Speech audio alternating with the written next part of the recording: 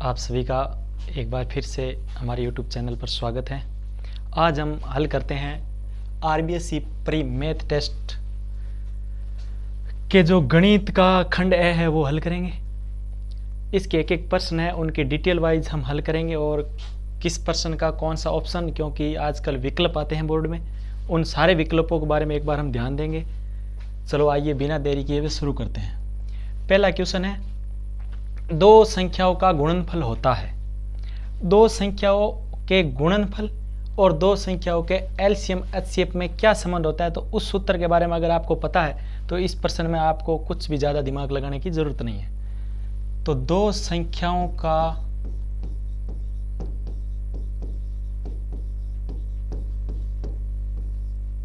गुणनफल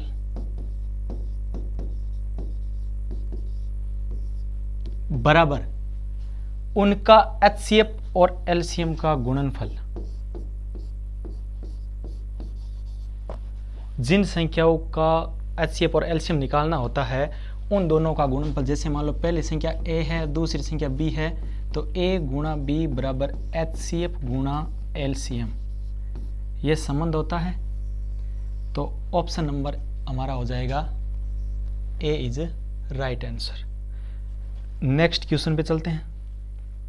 अगला क्वेश्चन है, बहुपद f of n is equal to x square minus 15 के शून्यकों का गुणनफल क्या होगा? सबसे पहले तो ये ध्यान रखना है कि शून्यक क्या होता है और एक होता है मूल। देखो, एक होता है बहुपद और एक होती है समीकरण। दोनों में क्या फर्क है और क्या समानता है, उन पे थोड़ा सा बेसिक हम चर्चा करते हैं। बहुपद और समीकरण में वैसे ज्यादा कोई खास फर्क नहीं है, लेकिन बहुपद के जब बराबर में 0 लग जाता है, यानी मैं लिखता हूं एक्स स्क्वायर प्लस 2, ये तो एक बहुपद है। बहुपद होता है क्या है? चर और अचरों से मिलकर बना हुआ बीज गणितीय व्यंजक। जब इसके बराबर में 0 लग जाए या बराबर का चिन्ह लग जाएगा तो इसके दो भाग हो जाएंगे, एक तो हो जाएगा बायां पक्ष, एक हो जाएगा दायां पक्ष।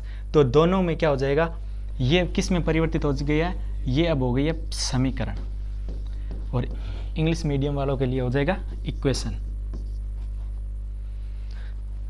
बहुपद के जो हल होते हैं लास्ट में, उनको बोला जाता है शून्यक। बहुपद का जो हल होगा, इसका जो हल होगा, उनको क्या कहेंगे? हम शून्यक कहेंगे। और समीकरण के जो हल होंगे उनको हम क्या कहेंगे? उनको हम कहेंगे मूल। ये तो था थोड़ा बहुत बेसिक, ज्यादा बेसिक के लिए हम प्रश्नावली में देखेंगे। अब है क्वेश्चन पे चर्चा करते हैं। तो क्वेश्चन पे चर्चा करने के लिए हम आगे बढ़ते हैं। तो प्रश्न है, बहुपद f ऑफ n बराबर एक्स स्क्वायर माइनस 15 के शून्यकों का गुणनफल होगा। तो प्रश्न पे देखते हैं।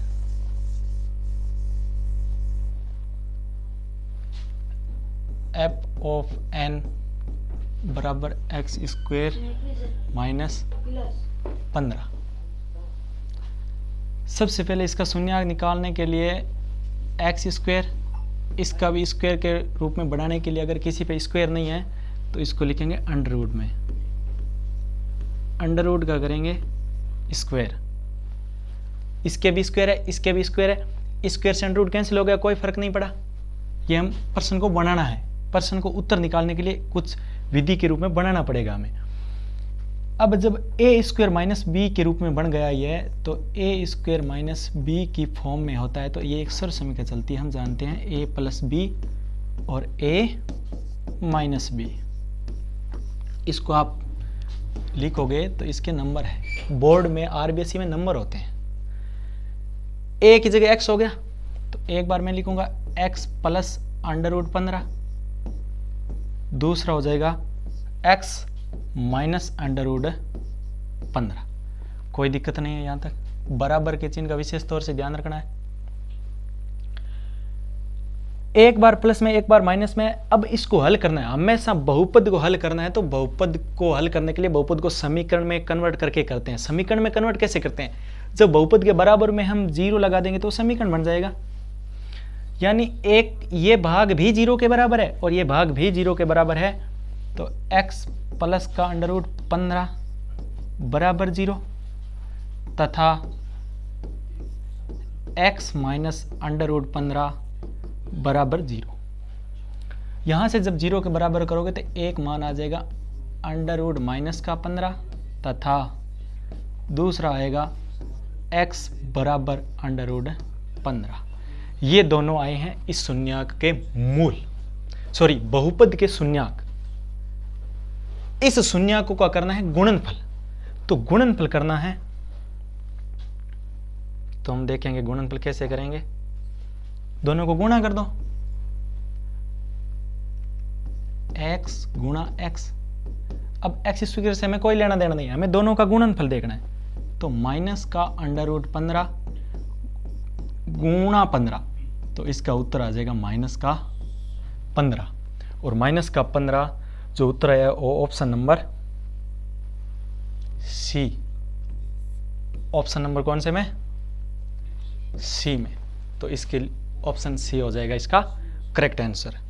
अब चलते हैं नेक्स्ट क्वेश्चन में। बिंदुओं 3,-2 और 5,2 के मध्य बिंदु के निर्देशांक होंगे।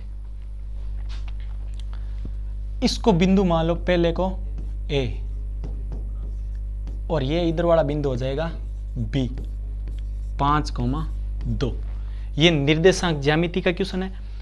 निर्देशांक ज्यामिति में क्या होता है कि ये 2D के रूप में पूछ लिया। मान लो दूरी है 2D, यानी दो विमा दे रखी है आपको, दो बिंदु है और बिंदु के मध्य बिंदु का निर्देशांक पूछा है। तो इनके जो एकदम बीचों बीच में बिंदु आएगा उसको मान लो P, और इस बिंदु को हम एक नाम दे देते हैं x, y। मध्य बिंदु के निर्देशांक का ज्यामिति में हम सूत्र क्या पढ़ते हैं कि मध्य बिंदु का निर्देशांक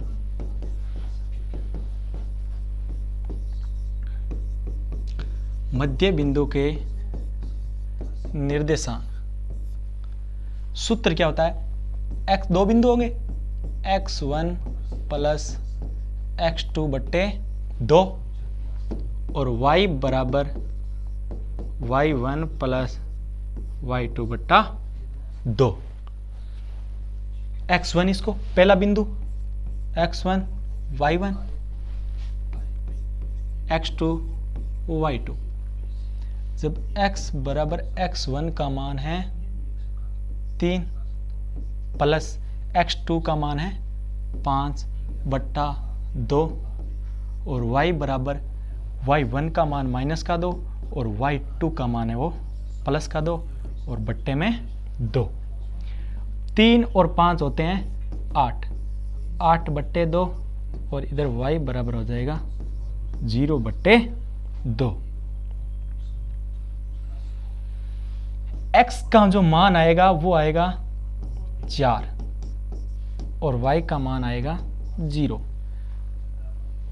आप द्विविमीय निर्देशांक तंत्र पढ़ते हो तो वहां पर x और y जो निर्देशांक के रूप में लिखते हैं, हम ऐसे लिखते हैं जैसे बिंदु P के जो निर्देशांक है वो है P ऑफ x y। तो P ऑफ x का मान तो 4 और y का मान आया 0।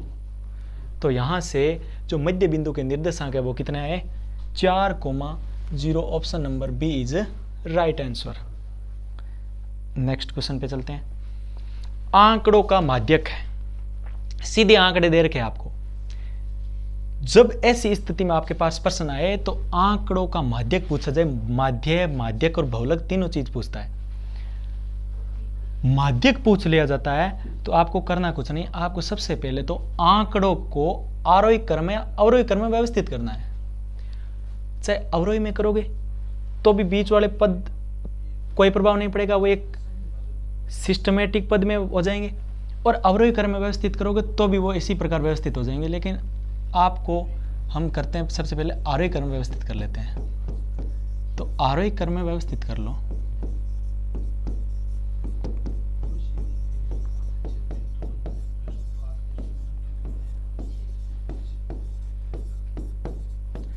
बोर्ड में इन सभी चीजों का नंबर होता है। तो आरोही क्रम में व्यवस्थित करोगे आंकड़ों को, तो सबसे पहले आरोही क्रम में आरोही छोटा, इसका मतलब सबसे पहले छोटा आएगा। वैसे यहां से एक ट्रिक है, ये 0 2 3 4 5 7 और 8, 7 हो गई। 7 आंकड़े दे रखे हमें, माध्यक पूछा है। तो जब संख्या विषम है, संख्या क्या है, विषम है, तो माध्यक ज्ञात करने का एक सूत्र है, वो है n बराबर हमारे टोटल कितने हैं, 7। तो माध्यक कैसे ज्ञात करेंगे, इन आंकड़ों का माध्यक ज्ञात करेंगे n+1/2वां पद।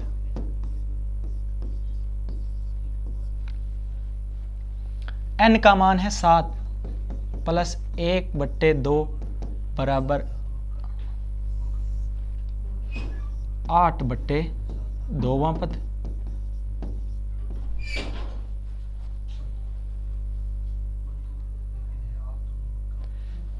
यानी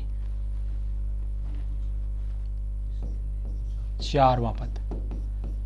इन आंकड़ों को अगर आप अवरोही क्रम में व्यवस्थित करते तो भी चौथा पद सेम रहेगा, आरोही क्रम में व्यवस्थित किया है तो भी उत्तर वही है। 1 2 3 4, चौथा पद क्या है, 4 है।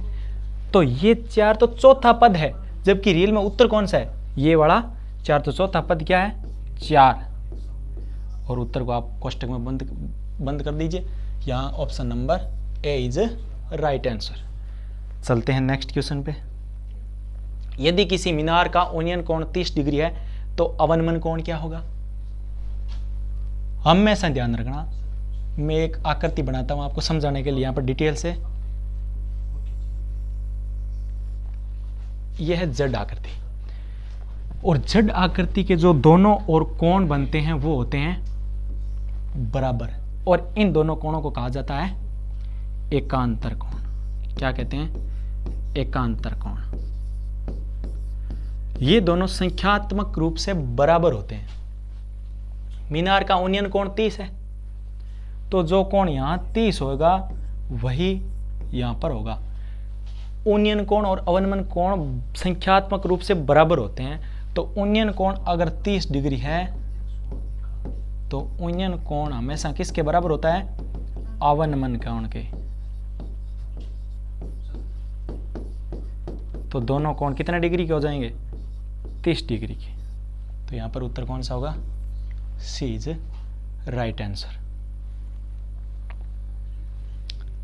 अगला है बिंदुओं 3, -2 तथा 4, 5 को जोड़ने वाले रेखाखंड की लंबाई होगी।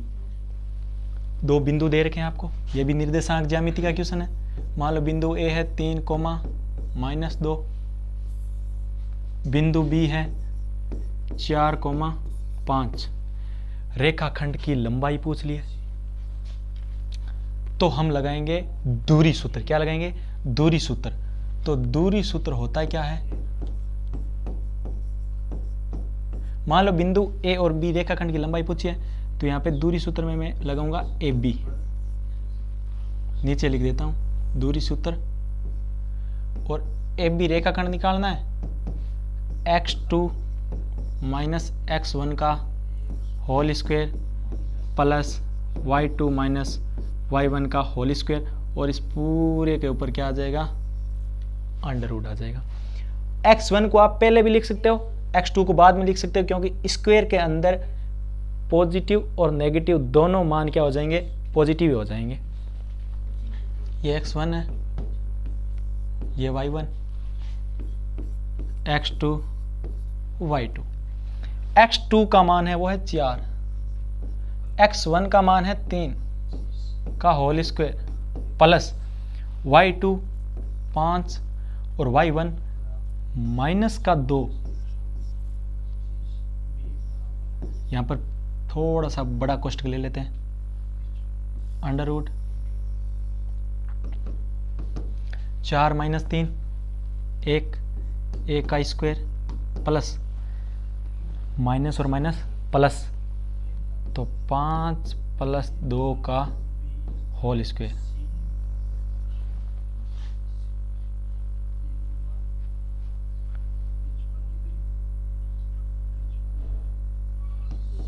एक का स्क्वायर 1, 5 और 2 7 और 7 का स्क्वायर होता है 49 √50। उत्तर ये भी सही है, लेकिन ऑप्शन किस रूप में दे रखा है, तो आप इसके टुकड़े करोगे तो क्या आ जाएगा 2 × 5 × 5 √5 बाहर आ जाएगा, तो 5 √2 इसका उत्तर हो जाएगा ऑप्शन ए। चलिए नेक्स्ट क्वेश्चन की ओर। एक एपी दे रखी है, बहुत इंपॉर्टेंट क्वेश्चन है, प्रश्नावली 5वीं का है। एपी दे रखी है 10 4 10 7 4 डैश डैश डैश -62 का अंतिम से 11वां पद ज्ञात करना है। इसको दो तरीके से हल कर सकते हो आप। ए का मान दिया है 10, डी हो जाएगा सार्वयंतर 7 - 10 तो माइनस का 3, एल अंतिम पद लास्ट टर्म माइनस का 62। जब अंतिम से पद निकालते हैं तो एक सूत्र है और पद ज्ञात करना 11वां, तो एन का मान ज्ञात करना है आपको 11वां। तो अंतिम से पद निकालना, इसका एक सूत्र है L - n - 1 × D। अब आप एक सूत्र पढ़ते हो A + n - 1 × D। यह है प्रारंभ, यानी शुरू से पद निकालने का। यहां पर प्लस क्यों लगा और यहां माइनस क्यों लगा? पहले पद में हम अंतर और उन पदों को जोड़ते जाते हैं तो एपी प्राप्त होती है, और अंतिम पद में से जो ये सार्वयंत्र और एन का मान होता है निकालते जाते हैं तो ये वापस उल्टी एपी प्राप्त हो जाएगी। तो एल का मान माइनस का 62 माइनस एन का मान 11 माइनस 1 और डी का मान माइनस का 3, माइनस 62 माइनस 10 माइनस का 3।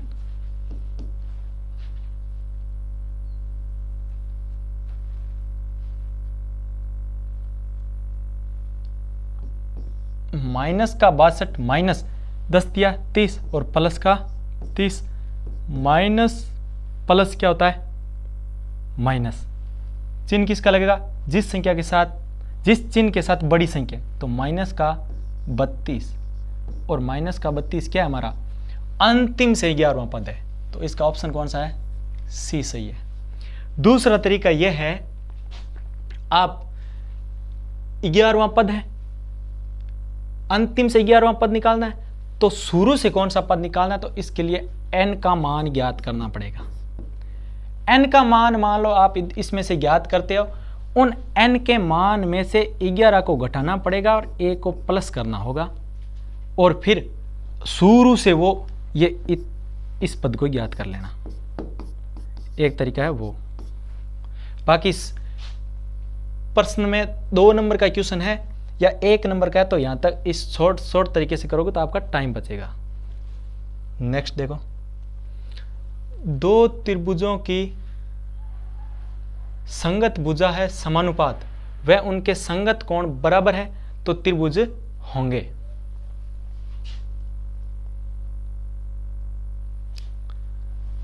दो त्रिभुज है,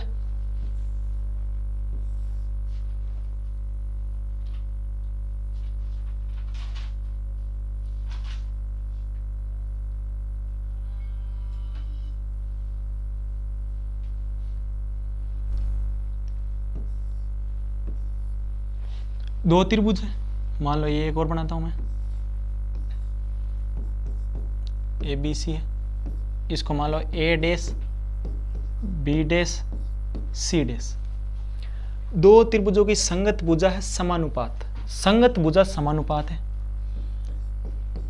ए बी बट्टा A dash B dash, B C बट्टा B dash C dash, A C बट्टा ए डैश सी डैश। उनके संगत कोण बराबर है। संगत कोण भी क्या है?